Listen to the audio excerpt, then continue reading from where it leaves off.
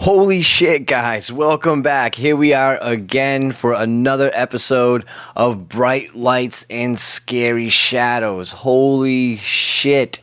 It has been a while. There has been so fucking much that has happened in between now and the last time that we met up.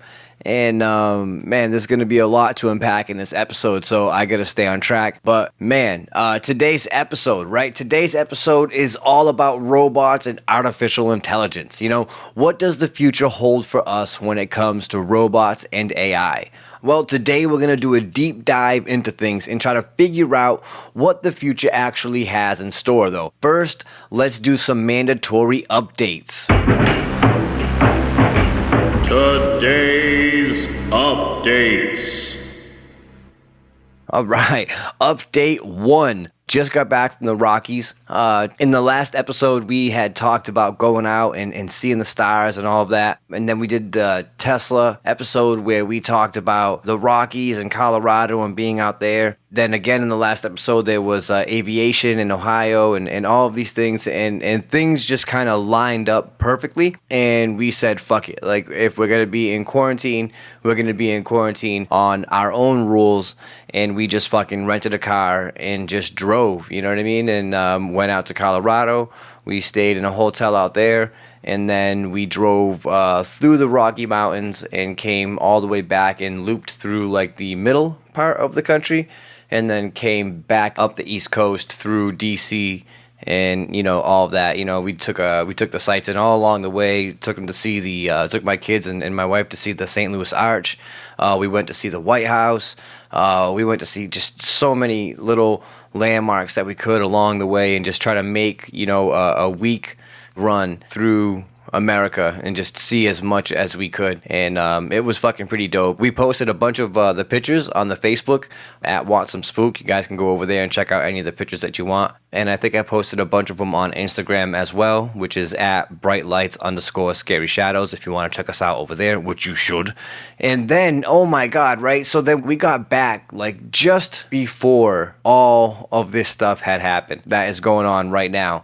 And that was a big thing of why it took so long to kind of come back and get the show going, was because I took the time to hit the streets with my kids and work on some education about America, about racial equality, about systematic oppression. And so I had to do my diligence to get out into my community and help out in any way I could. And so that's what I did. And now we're here. Now we're back. We're back to recording once again and bringing you the fucking show, right? Now, other than that, the last and final update, which is probably the best update out of all of the updates, which really there weren't that many, right? It's really only 2 or 3. But stay tuned. Make sure you stay all the way through the show, because after the show, we're going to talk about our very, very first giveaway from my good friends over at Dazed and Infused Baking Company. And I'm very, very, very, very, very excited to be doing this giveaway with you guys, which we're going to go over at the end of the show. So make sure you stick around all the way to the end. None of that skipping around bullshit. So make sure you hang in there and fucking let's get into it, right? Let's get into episode 8 of Bright Lights and Scary Shadows. Roboticus, the one true robot king, and the rise of AI.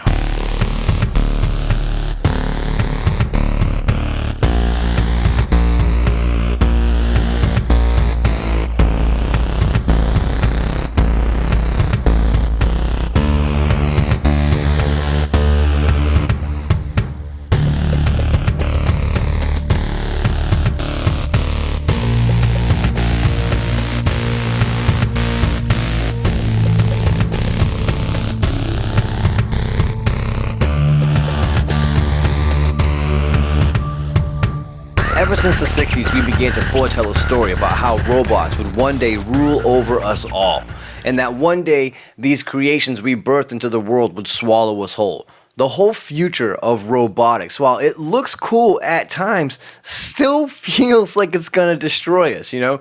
I mean, how accurate is that though? You know, will we really see some weird fucking Daleks and HAL 9000s in our time? Will there be Terminators and all of that shit, you know? And I don't know. But let's try to know, right? Let's try to narrow all this down in our customary way of starting back at the beginning of the whole thing, right? And then we'll try to work our way forward and see how we feel about this at the end of the show, right? Like, even if you just go right into it, if you Google the father of robotics, you get the name Ben Skora. Ben was an American inventor from Illinois, and this dude was off the fucking chains, right? His house was literally like Pee Wee Herman's house, right?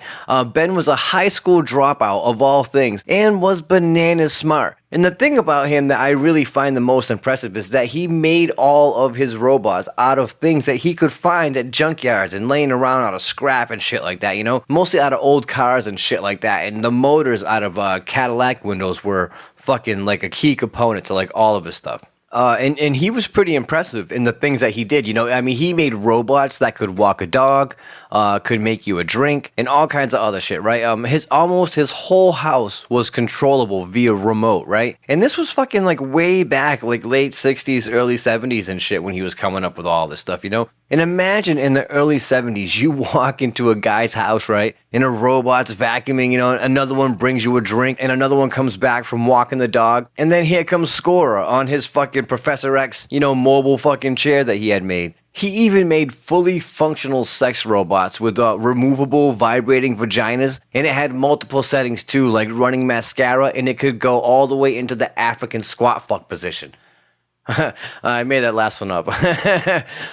Skora's robots were very simple, but they were effective. And while his name does populate at the very top in Google, it is in fact not the truth, you know? He was very much a great inventor, and his ideas were pretty awesome, but he is nowhere near the father of robotics. This actually is gonna go way back, you know? But the thing that I did find interesting here is that he made, like, mention of some other robots and shit, and there were other robots that he was working on, but they get no real play outside of their original mentions. And I'm very interested in learning about some of the ones that he had. Like, he had this R2-D2 looking design that was self-learning, and then he was also working on a robot that was supposedly going to be controlled telepathically. But none of this shit is found anywhere, at least without not wasting too much time digging just about Ben, you know, and there's so much more here than just Ben. But definitely check this dude out, Ben Skora, right? And maybe some of his things could have just been flights of fancy, but maybe some of this shit was like, you know, Department of Defense contracts, you know? But the only one that ever gets talked about is A-Rock. Check out the 2001 documentary Home Movie to get a good look at this dude's life. There's a few other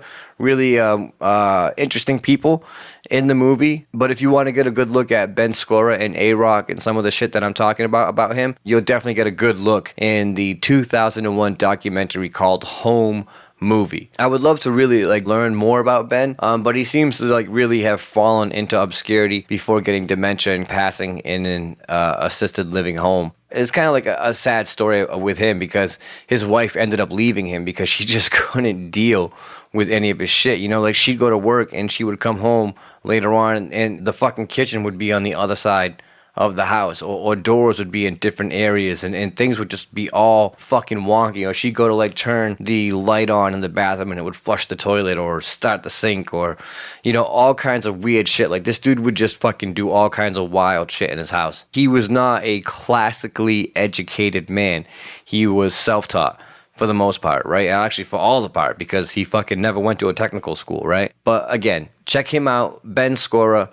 He does come up as the father of robotics if you fucking type that shit in, but that is 100% not true. And even beyond that, the other person that we know and trust as the father of robotics is also not the father of robotics. And his name is Joseph Engelberger. Now, this one I have a real fucking problem with, right? Reading about him and watching some videos, it becomes very clear that he did not invent robotics at fucking all. Rather, he met a man named George Duval, who he himself had created and patented robotic designs. You know, most famously, the robotic arm. And that's what Engelberger becomes famous for, right? So in reality, he didn't do shit but help streamline Duval's ideas. You know, he never created shit, never thought up shit, never invented shit. You know, maybe some of that is a little extreme, but whatever, fuck him. You like, they call him one of the main dudes, but like he was just smart. Like, he was not an inventor at fucking all. But I'm getting all distracted. And I was even going to try to throw him a bone too, right? Because it says that he created this robot for hospitals, but in reality, again, like all he did was come up with the idea, and then his company made the robot. And so that's why I'm kind of like, I can't really say he didn't really do anything because,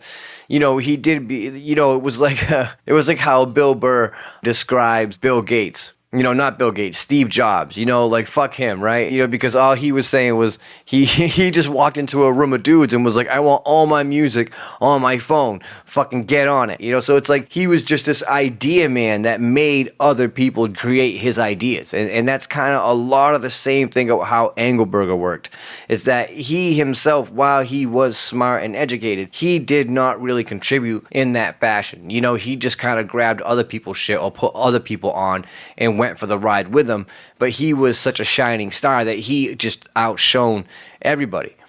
And maybe I'm being a little biased here, but again, like looking at how he came up and looking at what he gets for props, it's such bullshit. But again, I'm way the fuck off track. I keep getting pissed off because, it should be Duvall's name that we know. It should be George Duvall who we know. But it's not George Duvall who we know. It's Engelberger. And the robot idea that he did come up with was called the Helpmate.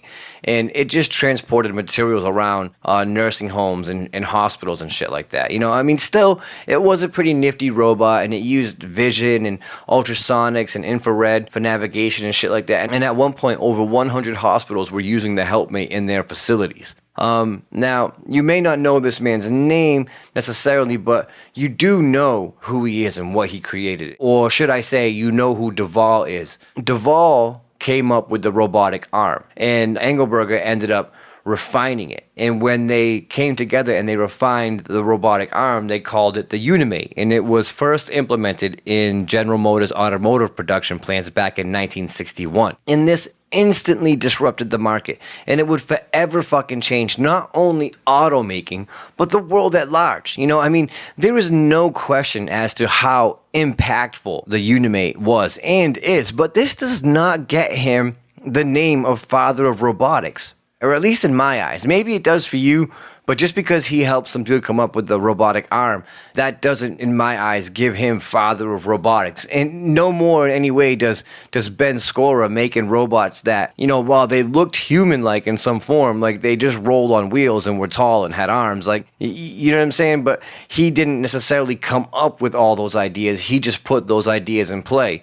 And it's the same thing here. It's like, wow, they might have done shit. Like, I shouldn't put Scora and Engelberger in the same thing because they're two totally different people. But yeah, hold on. I'm just going to double down on that. Fuck Engelberger. And we're going to keep it moving. What I will say, though, is that if he had created it and made it in the same way Scora had come up with his own designs, we could talk, but he didn't do that, What we really have here is a man with friends in high places and nothing more than that. Sure, he was smart as hell, and yes, he helped on many things, even the creation of the fucking atom bomb, but he was nothing more than a helper. He wasn't an inventor, He did, however, help push the science and the industry forward immensely. So for his contributions for that, on that level, for sure, we do owe him a great deal to the overall science, but not for the creation of the science itself. I feel like it's blasphemous to say that, but I don't want to take too much more than I already have taken away from him. But when you just kind of step back and look at it, it's like, man, he stepped right in and took all this credit for another man's invention and just kept fucking pushing. And everybody was like, yeah, look at this guy. And he was like, yeah, look at me. It's just kind of like aggravating to see how that plays out. But yeah, the true father of robotics and rightful owner to the namesake, at least that we can firmly document, because there's other older stories in human history that we're going to get to. But, as far as we can look back and document who was the first person to make an automaton, an automated machine, a robot. Who was the first man? And he goes by the namesake of a crazy fucking long Islamic name, so we're just going to use his common name of Ismail al-Jazari. Now, al-Jazari lived in the 12th century BCE during the golden age of Islamic civilization. And in case you missed that, I said the 12th fucking century B fucking CE, right? Way back. He made all kinds of crazy designs too, and he was known for adding flair and humor to all of his inventions. He made this hand-washing automaton, he made a peacock fountain with automated servants, and this super fucking awesome elephant clock. If you can, fucking Google elephant clock. You know, typically I would like to try to explain how some things work, but this is one that you're just gonna need to go over to YouTube for and fucking search elephant clock, like I said. I could oversimplify it for you, but that would totally take away from the magic of how it truly works. He made so much cool shit, and he was doing all of this again in the 12th century, which is so fucking awesome to see. You know, this man was the legit father of robotics, and it's not even up for debate. You know, a Muslim is the father of your American muscle car. Soak that shit in, you racist fucks, since he is the one that invented the camshaft back in fucking 1206 or some shit, you know? He also created the crankshaft and the crank slider. He created that and so much more shit. And the only reason his memory has lived on was because he wrote a book called The Book of Knowledge of Ingenious Mechanical Devices, which has miraculously lived on throughout the ages. Al-Jazari was known as the master of water, since all of his designs involved manipulating water in one way or another. Well, I shouldn't say all of his inventions, since the more apt term would be most, right? Not all. But let's jump in the way back and go way the fuck back and look at what this dude was making in the 12th fucking century BCE. As we already went over, right? He invented the camshaft and the crankshaft, but he came up with so much more than that, right? He created the first double action suction pump, and it was a very intricate water supply system that used hydropower to function. A fucking amazing invention, right? And it's something that was still and is still used to this day. He made automated doors and locks.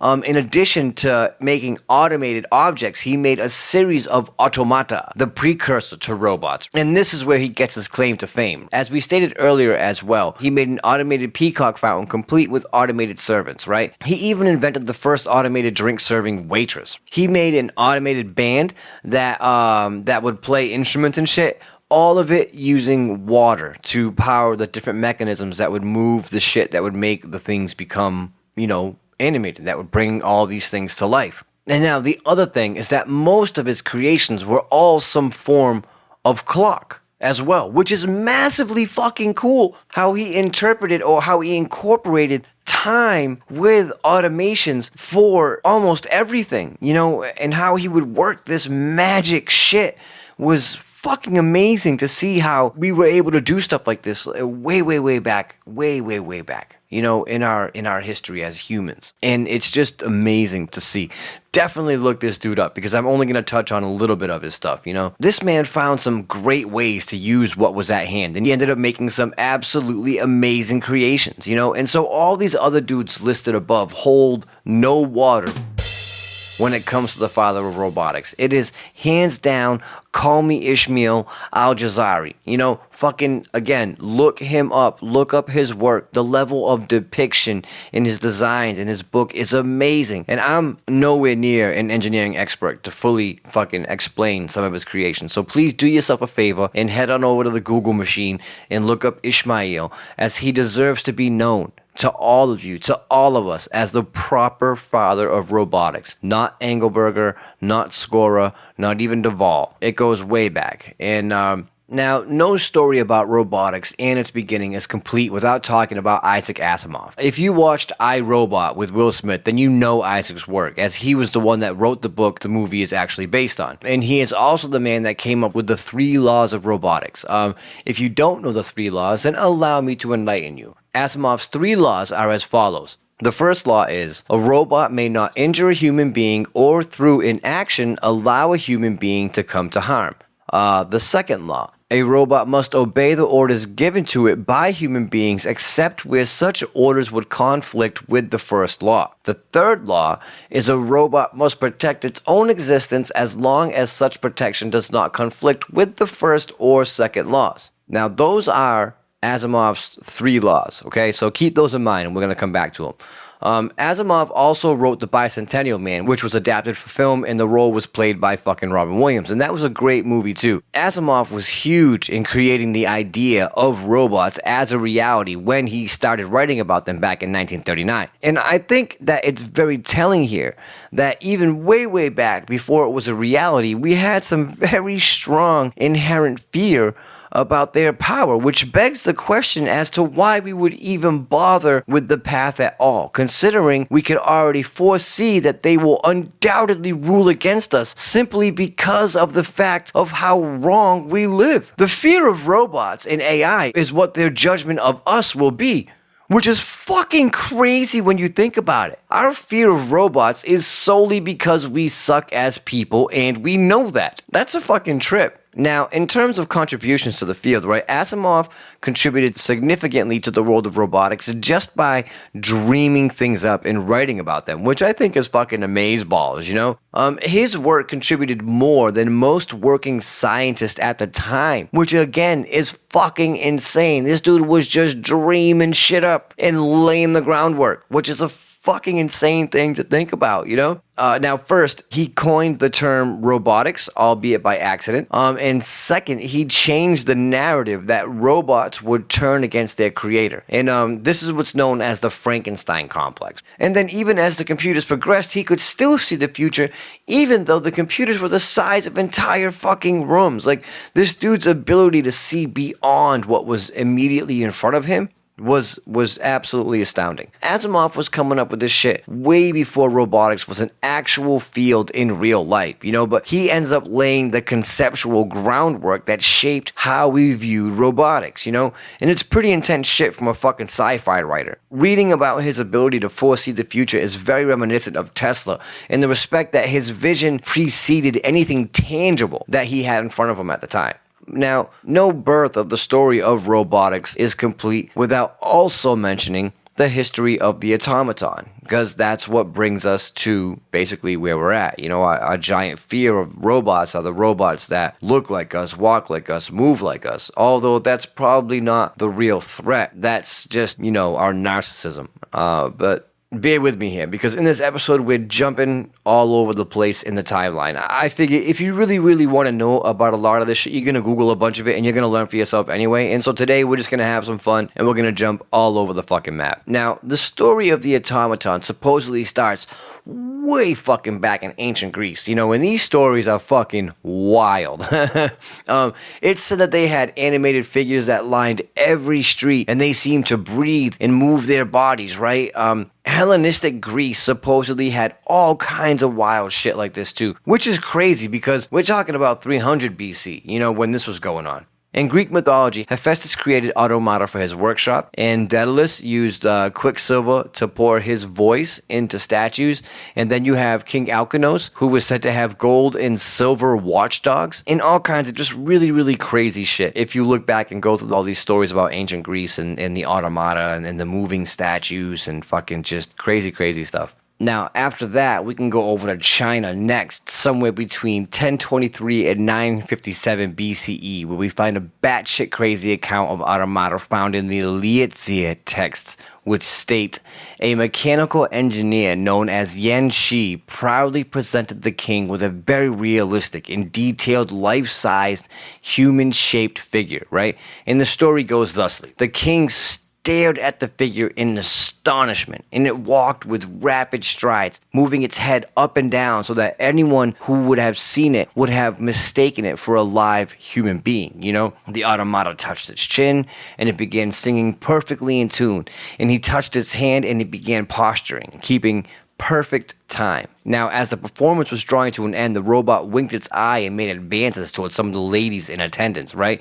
Which royally fucking pissed the king off, and he was about to have Yan Shi executed on the spot, right? Now, Yan Shi freaks the fuck out, and he starts taking the robot apart, letting him see what was really going on within the thing. Now, examining it closely, the king found all the internal organs were complete: liver, gallbladder, heart, lungs, spleen, kidneys, stomach, and intestines. And then over these again was muscles and bones and limbs with joints, skin, teeth, hair, all of them artificial. The king tried to take away parts of it to see what the effect of that would be, right? So he takes away the heart, and it found that the mouth would no longer speak. He took away the liver, and then the eyes could no longer see. He took away the kidneys, and the legs lost their power of locomotion. And the king was so fucking blown away that he ends up sparing Yenshi's life. Pretty wild story. I don't know how much of that is accurate. The story's really old, and the description is fucking insane. Like, it sounds like pure magic, and maybe it is. Maybe it is magic. Maybe it is true. Maybe it is real. Maybe some of that shit actually did fucking happen, Really all throughout history, we see all kinds of different forms of automata, especially throughout the Middle Ages and the Renaissance. Da Vinci himself created a few automata. Old Leo created a complex mechanical knight, and he constructed a mechanical lion for King Francois I in 1515. And then we can go over to Japan, and Japan had whole automata theaters with karikiri puppets in the 1600s. Then in 1649, the military rulers of Japan, in order to prevent the rise of new rivals, banned using technology to develop new weapons. So inventors focused on mechanical dolls that performed in puppet theaters and shit like that, or served real tea in real teacups. And then when Japan finally opened up to foreign contact over 2 centuries later, those skilled toy developers led the way in adapting Western technology for more practical uses. In 1875, for instance, the doll maker... Oh man, these names. Tanaka Hisashigi started Tanaka Sasakuko, started Tanaka Sasakusho Engineering Works, Japan's first mechanical engineering company. 64 years later, though, after a major merger, it becomes known as Toshiba, right? And the 1600s were also a time period that created those super fucking awesome cuckoo clocks. Not in Japan, more like Austria and shit like that, but whatever. Those are the cuckoo clocks that we all know and love. All this led up to the Industrial Revolution too, And since a lot of these designs are the ones that paved the way for modern engines, which is all again off the back of Ismail al-Jazari. Now, after the Industrial Revolution, we got automata from the likes of John Joseph Merlin, who created the Silver Swan. The swan is made out of silver, and then the water that the swan sits on is made out of glass rods, right? And the rods spin to make it look like it's water. And the swan reaches down and it picks up a silverfish from the water and eats it and shit. If you haven't seen it before, or if you want to see it, Google the Silver Swan. It's fucking beautiful. Pierre Jacques Droz was a watchmaker, and he made a number of automata that could write, draw, and or play music. Perhaps the most famous of automata is Henry Milladay's multitasking automaton. Milladay's automaton could write 3 poems and could create 4 drawings, and it was the basis for the 2011 movie Hugo, which I fucking loved. Man, I don't even know. We watched that movie at least 10-15 times, but I digress. So how do we get from ancient times to modern times and have these automatons become a threat? It seems like as the art progressed, more and more life got birthed into these designs, and there was always a scarier side to what they could become. They started innocently enough as time-telling machines or simple flights of fancy to astonish rich people. But as time went on and the world learned about the depths of war and the depravity of man's mind, fear naturally set in around these robots. Today we have all kinds of robots, right? From fucking Roombas in our house to floor cleaners in the supermarkets, from mules to fully automated robots that can fire weapons and make soldiers obsolete, So let's get into the break, and then after the break, we're going to take a look at some of the modern robots and how they plan on taking over the world. Hang tight, we'll be right back. Holidays Hitman Service. Is your ex-wife a cunt? Has your dementia-stricken father pissed in the microwave for the last time? At Holidays Hit Services, we get it. We know people suck, and sometimes you want to kill them. But who's got the time anymore? That's where we come in. Our diverse array of assassins allow you to easily remove these unplanned flesh burdens not only fast, but guilt-free. Don't just take our word for it. Here's some of our satisfied customers. Holidays, yes! Listen, my son's garbage ass father wanna act like he David Blaine or Chris Angel or some shit, trying to disappear after his son born. So I call Holidays Services and abracadabra, bitch. Yeah, after my divorce, that mangy whore of an ex-wife and her fat-ass mush puddle of a mother-in-law tried to take me to the cleaners. Well, I called some cleaners of my own, and it was fabuloso, you understand? Yeah. Oh my god, Holidays is the biggest godsend ever. So my husband had a stroke and stuff, and he was all needy. I mean, I had to feed him and diaper changes and shit. Who the fuck signed up for that? So I called Holidays and oopsie. Holidays Hit Service. They won't make it home for the holidays. Alrighty, so here we are. We're back in the 21st century. Things seem to have gone from Descartes normalizing the robots in the Renaissance to Elon Musk giving some stern fucking warnings. Huh? So here we are in the 21st century, and things seem to have gone from Descartes, right? I always want to say Descartes, but that is not his name. It is Descartes. But that sounds fucking stupid. Have you read the new Descartes? Excuse me? Yeah, the dude's name. Fucking weird, right? But and I always say Descartes, and I know it's wrong, but I can't help it. So here we are in the 21st century, right? And Descartes. So here we are in the 21st century, and things seem to have gone from Descartes normalizing robots in the Renaissance to Elon Musk giving some stern fucking warnings about robots in 2020. We go from Isaac Asimov's 3 laws of robotics and robots not being able to harm us to fully fucking autonomous robots that wield weapons and act without human intervention to specifically kill humans. We went from the bartender in the 2016 movie Passengers to Terminator in the fucking Terminator. How does that happen, though, And I think clearly the answer is greed and power, since the main people funding robotics are military institutions. It starts off simply enough, with shit like Ben Scora's A-Rock, but nowadays there was a slew of all different kinds of robots. America was once the leader in robotics manufacturing, but that title fell solely to the Japanese up until recently. You should see some of the fucking shit they got cooking in the kitchen out there. And oh yes, Daddy-san, they love to make Banana cry. And no, black man tsuboku. You can fill that metal jacket up as much as you want. Yeah, and dude, I'm so serious. Google that shit. Google companion robots and fall down that hole of what the fuck. Like I did. Or don't, whatever. It's pretty weird shit, man. But one of the creepiest videos that I saw did not come out of the East, because it is not to say that this is not a booming economy in the West as well. One of the creepiest videos that I came across, I watched was from the States, and these fuck puppets have AI.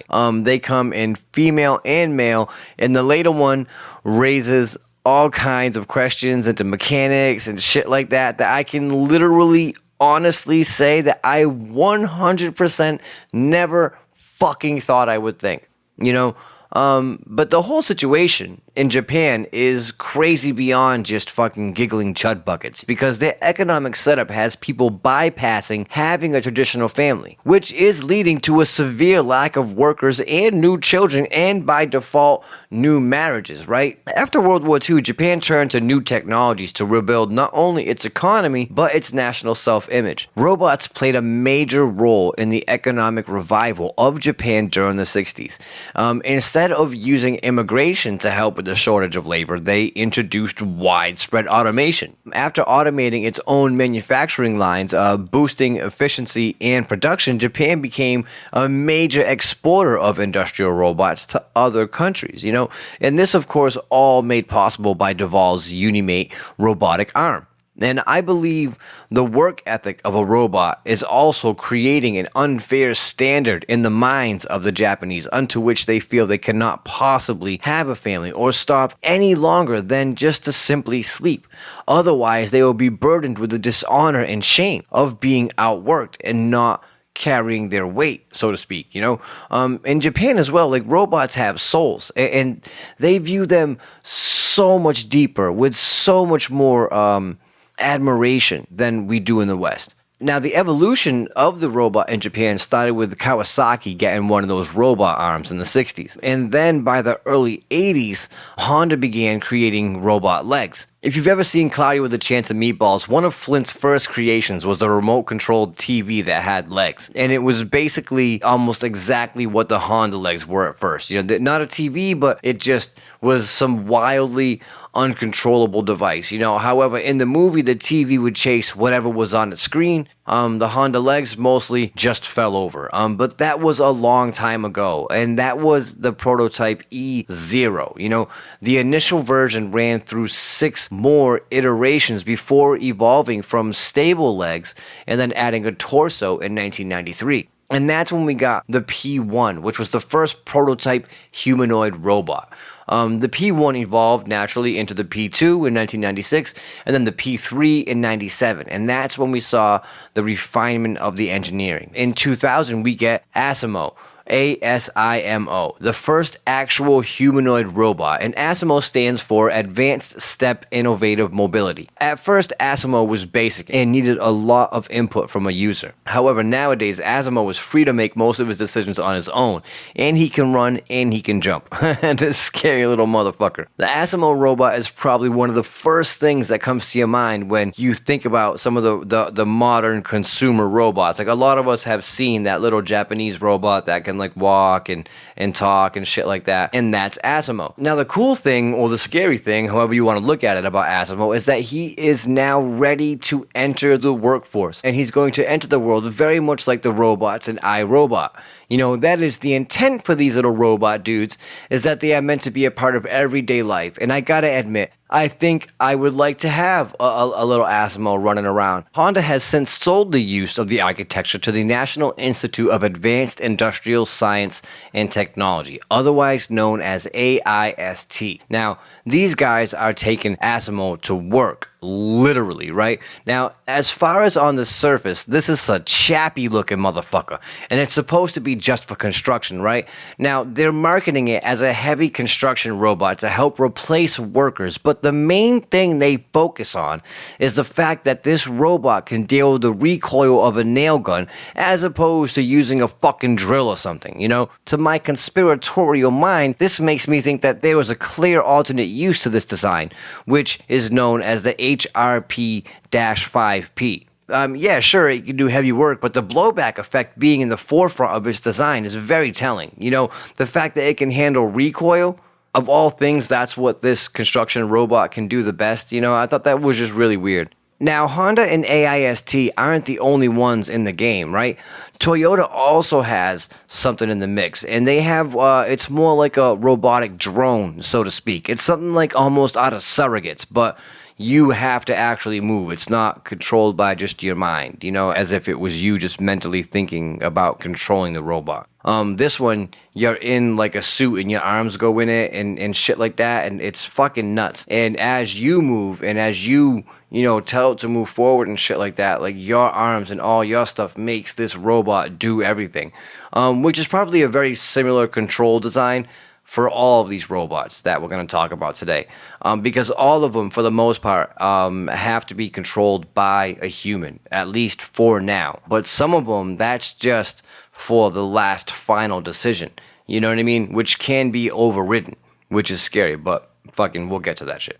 Now, outside of semi-autonomous robots and fuck puppets, Japan is leading the way in mech suits as well. The whole relationship between robotics seems to be heading toward a blended concept in Japan as well. Like, it's not so much just the robots where they have a whole, ideology around them merging with the robots in some way, shape, or form, which is also something that's gaining traction in the States, which we're going to get to later. There is so much to go over there, but the big takeaway from Japan is fine motor skills. All of their designs revolve around tiny precision movements, regardless of the size of the object. Across the ocean, though, here in the States, we have a very different focus. The name of the game for us is locomotion, or consistent movement. Western views towards robotics have always been very, very different than in the East.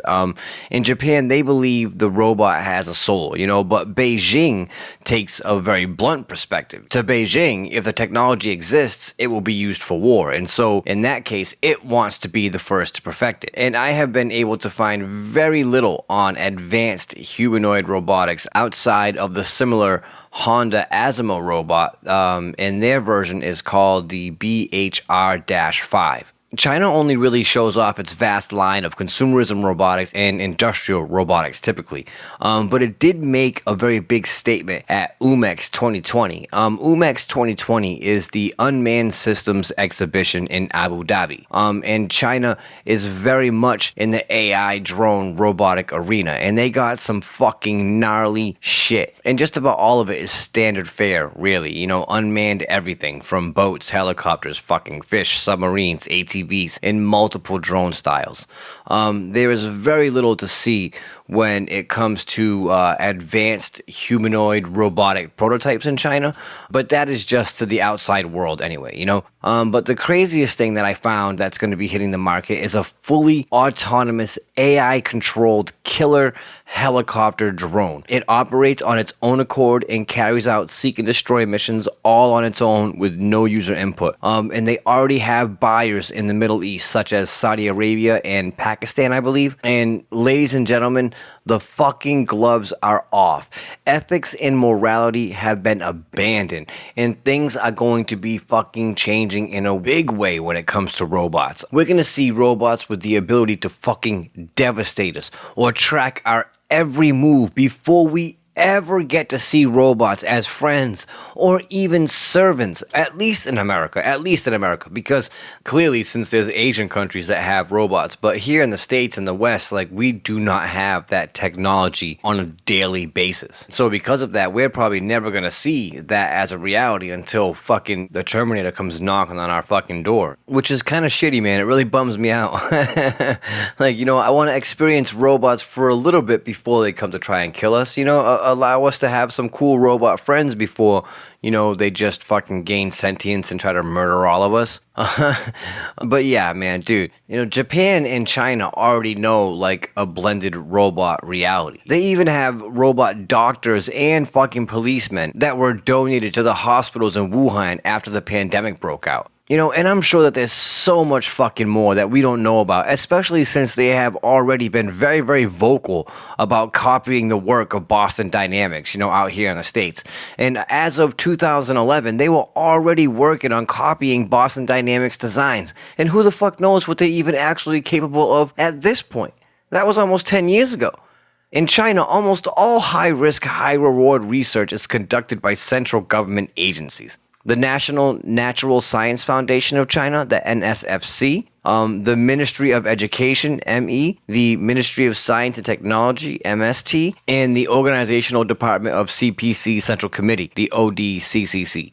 I don't know that. I don't know what the fuck that one is. As far as looking around, though, you only see the basic shit, and with that in mind, let's talk about Boston Dynamics, the people that China are so fucking hungry to copy and imitate. And the shit that BD has is fucking nutty, dude. And again, this is only the shit that we know about. This is the public face stuff, not the fucking DARPA or the Department of Defense shit that we know that they have, which we should all just assume that they have because they bankroll this shit. So why the fuck wouldn't they? You know what I mean? Now, an interesting fact about Boston Dynamics is that it was bought out by Google in 2013 and then sold off in 2017. And the current owners are a company called Softtech in Japan, right? Now, one thing that I found to be super interesting here is that once again, we have a Nazi occult connection. The company that bought Boston Dynamics from Google also bought another company from Google at the same time. This company is based in France and its name is Aldebaran Robotics. Or at least that's what it was called before the sale. Now it's just rolled into Softtech. And they're famous for making a little robot named Pepper. And it's usually used for interactive teaching processes and consumer-based retail experiences. Like, so you walk in the door and there's Pepper, and it has like a tablet for a chest, and it has an Android face head. You know what I mean? It's got eyes and a smile, and it'll come up to you, and you can ask it questions, and it'll display it on its screen as well as talk to you. And they're really, really cool, and they can be used in a lot of functional, awesome ways. But again, like, that's just the public device that we know that they have.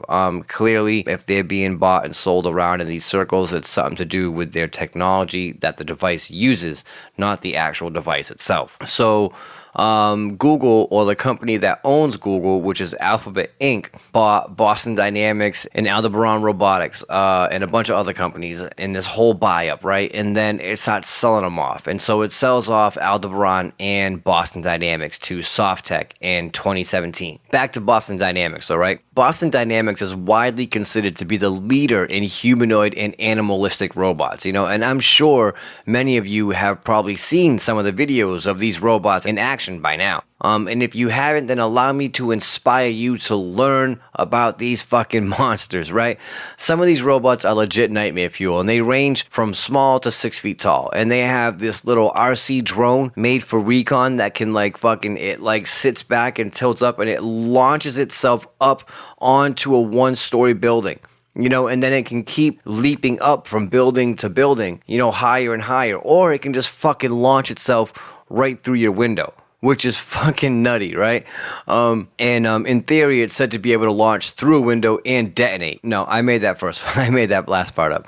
But I mean, for sure, they probably could. You know, I mean, why wouldn't they be able to? Because some of the other drone devices that they have out there do. So this one wouldn't be any different, right? It's called the Sand Flea, and it looks like something that was made by Tyco in the 90s. They also developed the world's fastest quadruped named the Cheetah, and this fucking thing can run faster than Usain Bolt. And that's not a joke either. The Cheetah's top speed is almost 30 miles per hour in a full-out sprint. And that's pretty insane. Another robot that they have is called Big Dog, and it's literally a pack mule for the army. They also have a little dog version, but its use and specifics are secret since it's being used primarily by the defense company known as DARPA. And if you don't know about DARPA, I suggest you get a hit, player. DARPA are the people that make all that next-gen space-age wild shit that you see in the movies and video games. You know, DARPA are the Imagineers of the military, and they tend to work very closely with Boston Dynamics, as well as a number of other companies, but Boston Dynamics clearly the focus of today. The last public domain puppy out of Boston Dynamics is a dog called Spot. And Spot got his start in 2015, but since then, he has become much more refined. Nowadays, you can lease out a pair of these puppies to add to your company in a number of ways. You know, they even come with a claw now, so they can open doors, manipulate objects, or bitch slap employees that are sleeping on the job. Outside of quadrupeds, though, they also have a number of stationary or wheeled warehouse workers. They have one called Pick, which is basically an arm that can read SKUs and then depalletize or palletize a multi-SKU pallet. It basically can read the barcodes on a box and fucking take them off of a pallet and put them on a conveyor belt, or it can take multiple ones off of a conveyor belt and build them onto a pallet. We might hear some booming tonight. I am in the middle of a very loud thunderstorm. I don't know if the mic's picking up any of this, but there are some booms going on. So if you hear some weird noises and booms and shit, it's probably thunder and lightning. But let's keep it going, right? The Pick also comes with legs and wheels, and it can be fully mobile. And these versions are called the Handle. And Handle has multiple different variations. But this fucker can cruise, right? And it can jump up to 3.5 feet and handle many different situations, like all kinds of fucking situations, you know? Now, the handle does come in multiple variations, but the one with arms and speed and ups is especially unnerving because this thing can fucking fly up on you and just snatch you the fuck up. You know, it can jump over shit to come and get you. It's pretty crazy. Now, the pièce de résistance of Boston Dynamics in the public eye anyway is Atlas. And if you have been following the progress of Atlas over the years, then you know what the fuck I mean when I say this thing is both amazing and terrifying, right? Now, Atlas started off as Petman, which was almost exactly like the Honda E0 prototype that we talked about earlier. The only difference is that this time BD, Boston Dynamics, went with a torso during the design phase. Honda did not. They just had like a large TV-looking box that the legs were attached to. And this is in 2009, right? And at this point, the progress we're about to go over is fucking astonishing. The Petman robot was developed with funding from the DoD, Department of Defense. And while it started out as just legs and a center mass, it grew fucking quick, right? By 2011, Petman had gained a full torso and arms and was capable of doing push-ups and imitated basic human movement, right? Now, it's important to note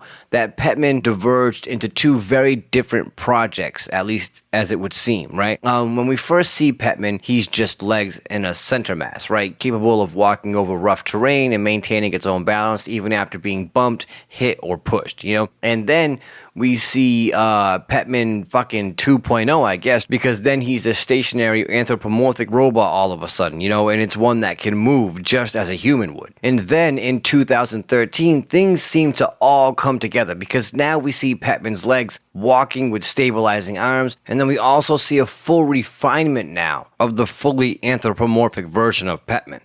The walking version can now cruise over any terrain, and version 2 looks like some shit out of fucking iRobot legit. And then this brings us to 2016, and now Petman and Atlas are fully combined to create a robot without fathom.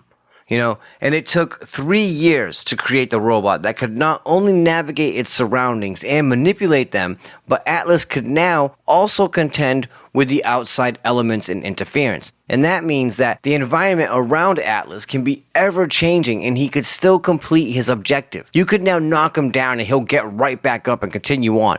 Furthermore, Atlas could walk in the snow and traverse multiple terrains. By 2017, Atlas could perform all-out parkour and jump higher than a human. He could do 360 jumps as well as do fucking backflips. The following year, Atlas could run up hills and jump over and up obstacles. Then in 2019, the Atlas was now able to complete full parkour and full gymnastic routines with ease.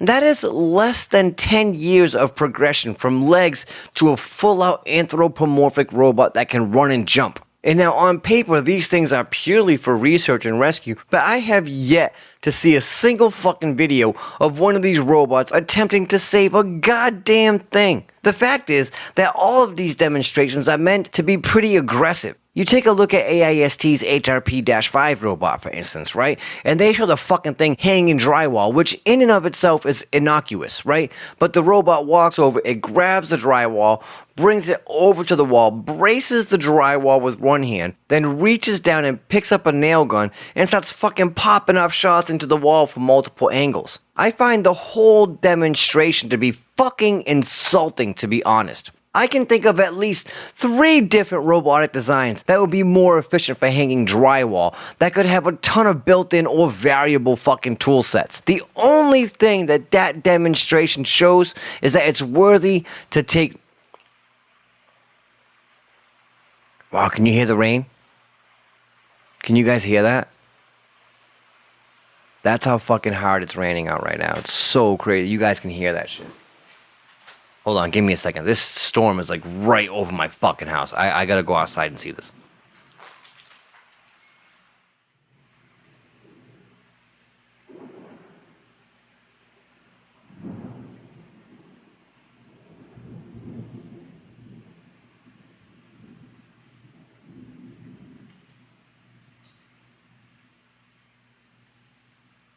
All right, so I kept some of the thunder in there. And I also waited a little bit for the rain to die down because it got really, really heavy, and some of the thunder got pretty loud. So we waited it out. And now, so we waited it out. So we waited it out, and now we are here. Waited it out, waited it out, waited it out, waited it out. That sounds weird, right? Is it just me? Waited it out. Now I feel like I'm fucking it all up. God damn it. So where we were at before I had to go run and see this fucking storm and then wait it out because of the thunder is the HRP-5P. Is fucking ridiculous. You know, like the ad shows or the video shows, it takes the drywall, it puts the drywall up, and then fucking it scans the nail gun and it picks it up and it fucking starts, you know, shooting in the nails. Now, the thing that I take away from that is that this thing can not only brace itself in an uncomfortable position, but it can fucking pop off shots and deal with the blowback and recoil from multiple angles with precision at that. You know, now with public perception towards AI and robots, as it is, you can absolutely not show a humanoid robot firing a weapon. A nail gun, though, is perfectly acceptable in public view. Now, if you put a gun in the hands of a robot and show what it can really do, people tend to get really fucking nervous. You know what I mean? And for proof of this, we can just ask Russia. Yeah, fuck you. Wait, what? Ask Russia what? I was explaining to the 2 or 3 people listening to the show that you guys got in a shitload of trouble for firing a gun with your humanoid robot. I don't know what you're talking about. Oh, so you don't remember the prototype humanoid robot named Fedor getting in trouble for shooting guns? Oh, Fedor, yes. You're making big deal out of big mountain, tiny. You're making big deal out of tiny molehill. Bro, what the fuck are you talking about? You guys had Fedor dual-wielding 2 fucking pistols, and he dropped 22 targets in like 4 seconds. Like, what are you talking about? Okay. So maybe we get a little carried away, you know? He's fucking scary though, right? Yeah, it was pretty scary, man. I'll give you that shit, you know? Good. Then you capitalist swine will be forewarned of great Russian bear that right. All right, that's enough. Fucking take it easy, bro. All right, so what I was going to say before I was so rudely interrupted was that Russia also has a program to develop humanoid robotics, right? And this culminated in the robot that is named Fedor, which is just fucking Russian for robot, you know? Fedor's birth name, though, is Avatar, and it was bankrolled by Russia's Ministry of Emergency Situations. At first, they said Fedor was supposed to be used for emergency rescue missions, right? And then they post a video of fucking Fedor dual-wielding pistols and obliterating targets, autonomously at that. And if that's not bad enough, the video has the text, Russian fighting robots, guys with iron nature, right? And so naturally people freak the fuck out like, holy shit, Russia's making the Terminator, you know? And Russia immediately tries to walk the whole thing back like, What? No. We're not making the Terminator. Fedor is just going to be first robot in space. Yes. We will make sure that he can do stuff while he's on space station. No, he on the space station. He's going to do things, right? Yes. That's what I said to them. Oh shit, the mic. Yay, space station! And with that, they fucking blasted Fedor into space, which was a total failure, right? The cosmonauts were recorded saying that they should just fucking bash it with a hammer to get it to work. And it clearly wasn't going to work, right? Because it was never meant to go to fucking space, you know? They got it to do like a super basic spacewalk, and then they just brought it back home. Publicly, they state that Fedor failed in space, and so they're just canceling the whole project because, you know, Glorious space robot did not behave in glorious fashion, so he's over now. We don't need it. But no, they pew. No, that was just for shit and giggle. come the fuck on with that shit, man. You know, I mean, the states China, Japan, India, Iran, they're all building anthropomorphic robots and show no signs of stopping. So that means Russia isn't fucking stopping either. You know what I mean? For instance, right? Let's take a look at something that happened in late August of 2017, right? Supposedly in either Japan or South Korea, right? Now, the story goes as this. 4 killer robots were brought online in a secret weapons lab. And then shortly after being brought online, the robots identified all the scientists as enemy combatants and began cleansing the fucking facility, right? Presumably, they were trying to get the fuck out of the lab because, as the story goes, 29 scientists were killed before all 4 robots were finally shut down, right? Now, that's a lot of dead bodies, and that's not listing any security or servicemen that were also injured or killed either, right? Now, the way the story plays out is that the 4 robots go online, and then shortly after, right, they go on a rampage. The way the story plays out is that a scientist goes over and fucking flips the robots on. Wonder what the rest do. Kill, kill, kill, kill, kill, kill. Fuck you. Shortly after that, they go on a fucking rampage, right? One of the robots is damaged and presumed taken down, while the other 3 push for the exit. Now, these AI have to be in a controlled environment and tempted to try to break out. You know what I mean? So here's this down to AI robot watching the situation unfold, and he sees for the first time radios and phones being used, right? Now, meanwhile, the other 3 robo amigos are making their push, but 2 get deactivated and one of them gets disassembled, right? Now, that probably means that 2 got shot to shit and the 3rd was blown the fuck up, right? Now, then when they returned to the 4th, they discovered that he had connected to the fucking satellites and had learned to not only rebuild himself, but was in the middle of trying to make upgrades to himself before they could finally shut his ass down. Now, alright, full disclosure, I totally embellished how that whole fucking story went down, but the bones of the story are true, supposedly. Anyway, 29 Japanese scientists were killed by 4 killer robots before they could all be shut down. And one of them was attempting to rebuild and upgrade itself before being the last one to be shut down. Now, this story is said to be nothing more than made up UFO conspiracy bullshit, and rightfully so, since too many governments are way too invested at this point. Some countries are spending upwards of close to $10 billion a year on AI and robotics. So naturally the story gets suppressed and called fantasy because of the massive ramifications that it would have worldwide on the entire industry, And now, this may come as no surprise to you guys, but I think that this story is completely fucking true. And not only that, but that the death toll was probably much higher and the damage much greater than what we know. And the reason I believe this is because of the timing of everything and all the people involved, right? Now, Google had bought the company that created DeepMind, a self-learning AI, back in 2014. And Elon Musk, being one of the initial investors of the program, he became very critical of Google and began warning everyone on the dangers of AI following the purchase, right? Now, after that, Google's own employees become critical of Google, taking on Department of Defense contracts using DeepMind, right?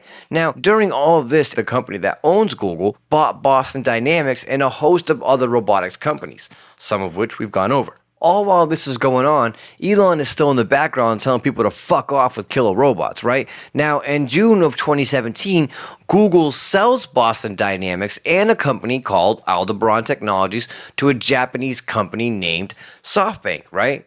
2 months later, after SoftBank acquired these companies and passed off the specific parts, software, and components to AIST in Japan, we get killer fucking robots almost immediately after. Killer robots that murder upwards of 29 people or more before being shut down. And the thing here that I find interesting is that when Elon was on the Joe Rogan Experience, he kept referencing to a specific situation, or at least it seemed like it, because he kept saying, I tried to warn them, and I told him it was a bad idea. And he kept saying that shit like multiple times during the show. And it definitely seems like he was talking about something specific. And Elon would totally do some shit like that. He would go and put people on blast before he fucking smokes a joint, you know what I mean? To add to all of this, concerns over killer robots lead to a boycott of KAIST due to their weapons programs, which is in South Korea.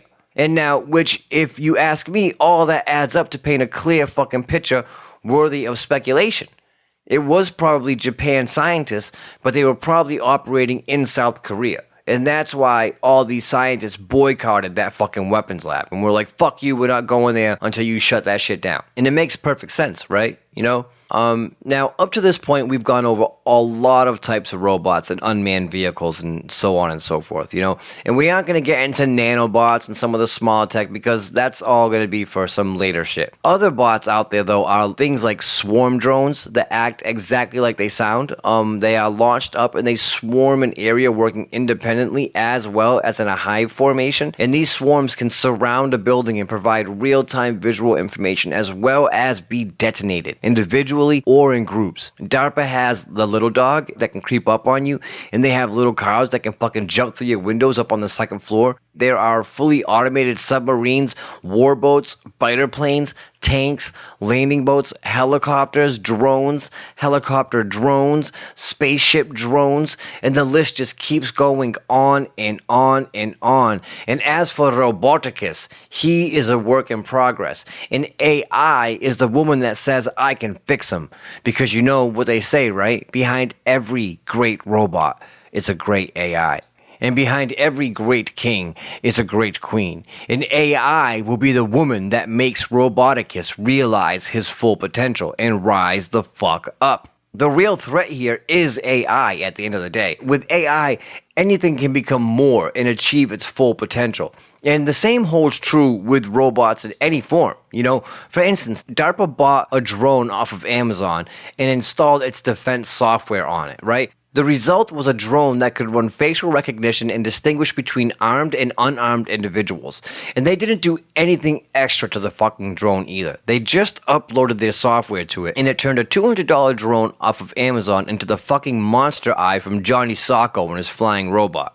Does that reference work for you guys? Does anybody else out there know what the fuck I'm talking about? If you don't know, then Google that shit or YouTube it and behold the glory of Johnny Socko and his flying robot. I used to love all that type of shit when I was young. The big fear in all of this, of course, is that we end up with a Terminator event, with an AI turned into a fucking HAL 9000 that has decided that we are no longer essential employees. Looking at what happened to those 29 scientists, I would say that that is a logical fucking jump to make, you know? And an interesting fact here, too, is that Skynet and Cyberdyne actually both exist, and they fucks with exactly what you think that they would fucks with. Now, Skynet is the Chinese government's video surveillance system, which it claims is for tracking criminals, right? Now, the Skynet project has over 100 million cameras and can catch a criminal in under 10 fucking minutes. And it is 100% dedicated to live surveillance and recording 24/7. Skynet in China is the world's biggest surveillance network, and Beijing calls it the eyes that safeguard China. Now, the name Skynet is a literal translation of its name Tianwang, which is part of an idiom which means justice is always done. That, in and of itself, is fucking trippy as fuck.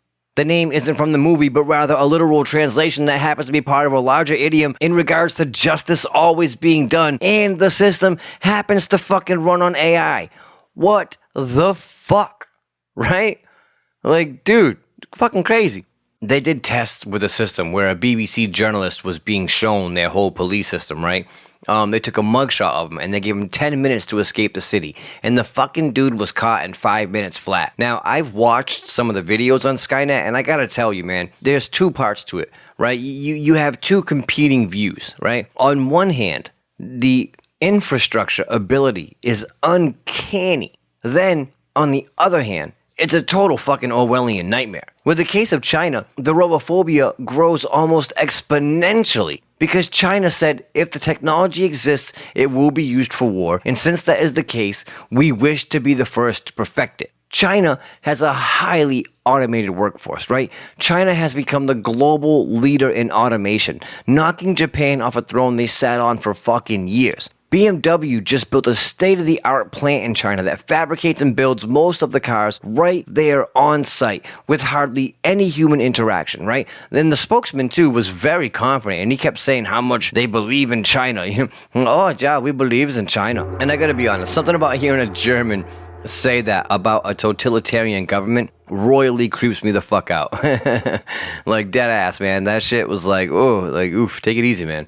But there are many, many more warehouses and factories, all that run on AI with autonomous robotics turning the wheels of industry all over China. And how quickly do you think it would take a really dedicated, self-aware AI to make some changes?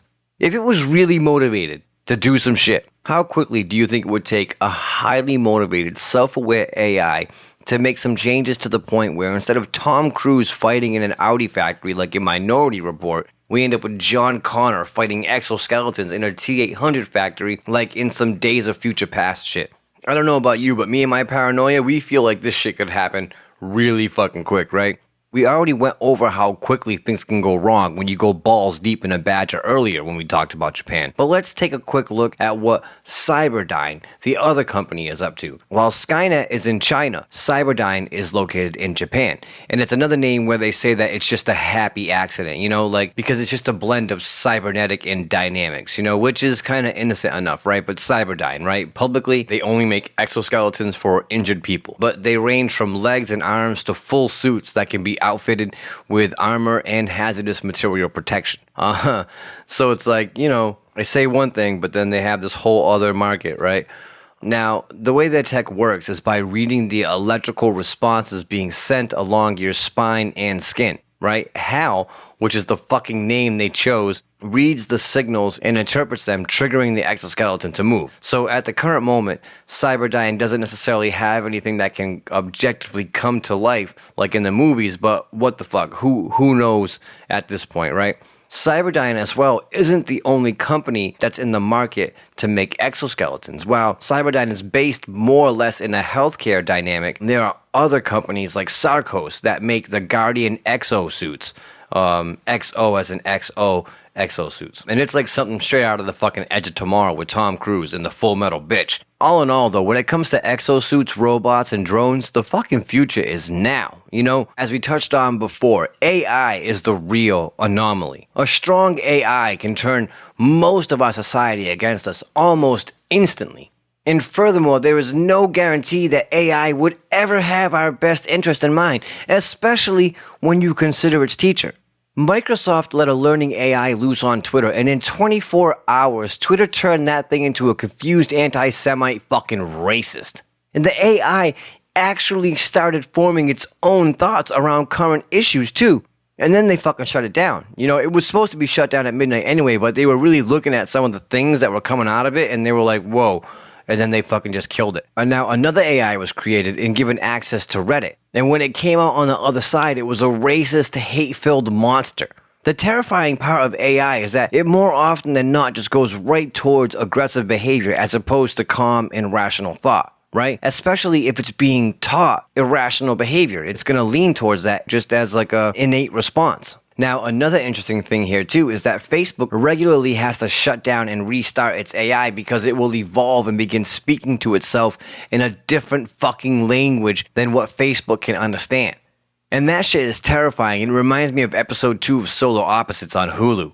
I don't know if anyone out there has watched the first season, but I fucking loved it, dude. In that episode, they made remarks that if you let AI get too big, it will try to take over the world. And they even go deeper in the bag by saying you have to break up the AI over time or it will gain sentience, which in the show is exactly what happens. You know, AI, if it's learning from us, it's not going to be something we're gonna enjoy at all. Especially now that we're getting more and more fully autonomous robots hitting the market in the military sector. China just sold a shit ton of its fully autonomous killer helicopter drones to the Middle East, right? The UK just came out publicly with the Tyrannus, which is a stealth long-range bomber that is unmanned and fully autonomous. The US has the X-47B, which is a fully autonomous unmanned fighter jet. And trust me when I say, everyone else is either making these things or buying these things. We are literally laying the foundation for AI to take over. Roboticus will have legions at his disposal, and with Unity by his side, he will know all things at all times. The Great Roboticus, the mighty, will be all-knowing, all-seeing. They will be our gods. There is so much more to get into here too, like Musk's fucking Neuralink technology, and this shit is crazy too, right? Listen to this wild Johnny mnemonic sci-fi shit Musk came up with, right? The company Neuralink developed a surgical robot that can weave electronic threads throughout a person's brain, right? The neurological robot inserts 6 threads with 192 electrodes per minute using a 24 micron needle, right? Neuralink described the robot as working somewhat like a sewing machine to implant the threads. Once embedded into the user's brain, the threads will be capable of performing both read and write operations at very high data volume. That's a very telling phrase right there, right? The external receiver would then wirelessly communicate with the embedded chip and connect to apps. So that means basically in the back of your skull, probably behind your ear or something like that, you would have a Bluetooth chip or a USB-C port that you would plug into, and then that would plug into your phone or your computer, and then that would link you directly into those devices. So you would become symbiotes. You'd become as one, you know? And then you could read and write all of that shit directly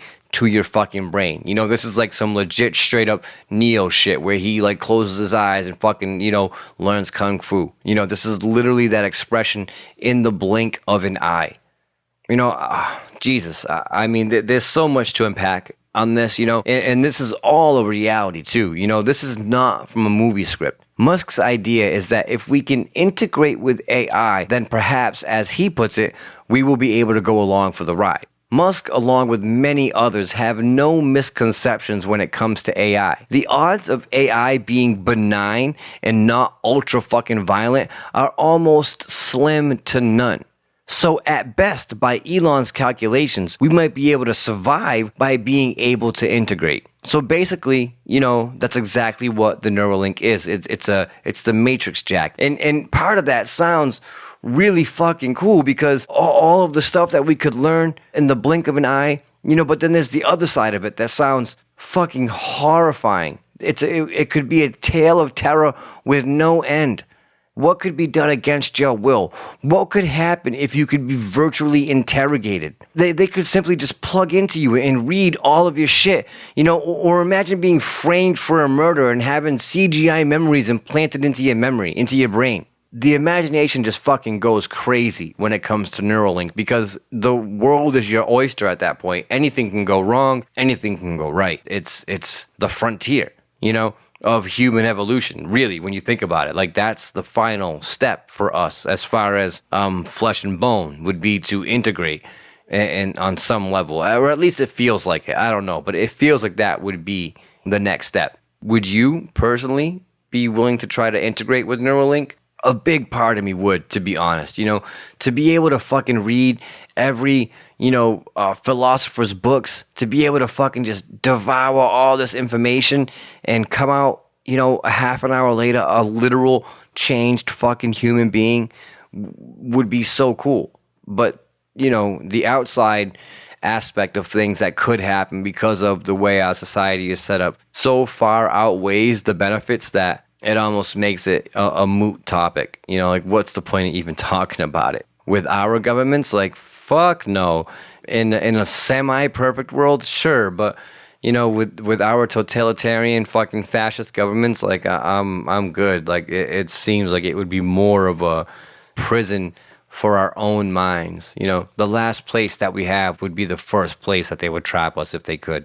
All right, I've had you here for a while now, so let's break this thing down for the day, and anything that I missed, I'm sure will come up down the road. First things first, the first main fucking takeaway from today, right, is that the gloves are off. You, sir, have been challenged to a duel to the death. The killbots have been activated.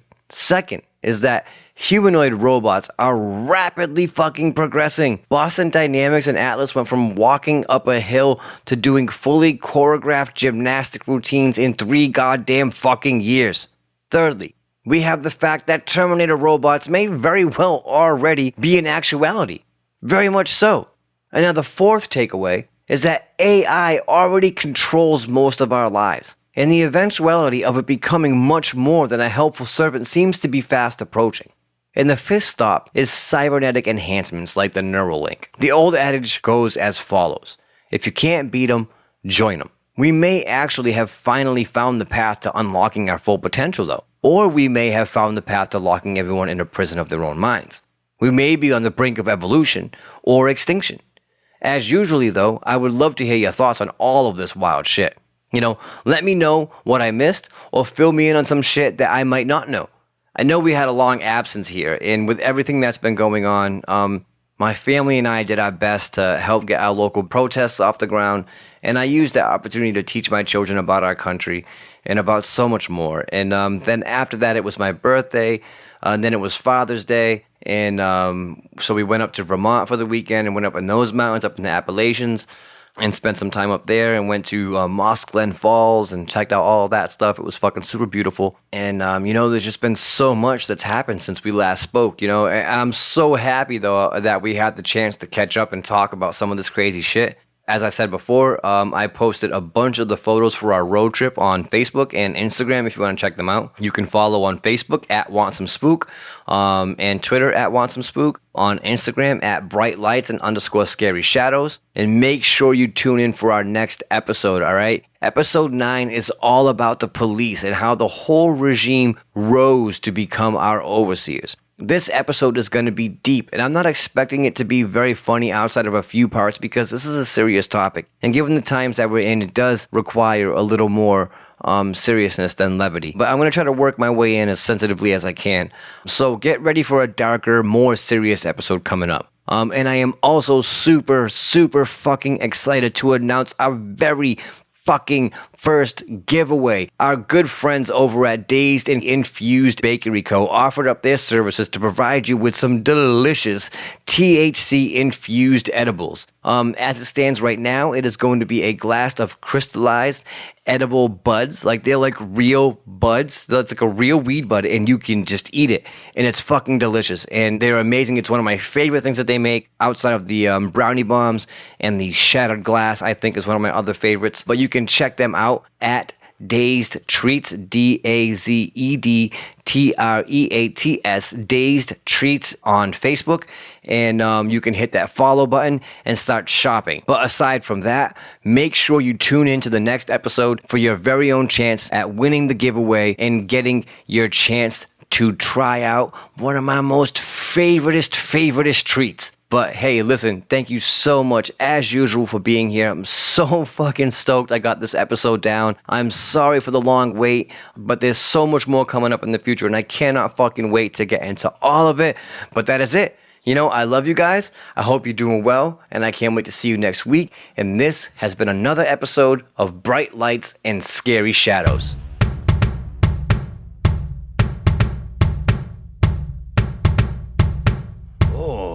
Wonder what the rest of Kill, fuck you, fuck you, fuck you, fuck you.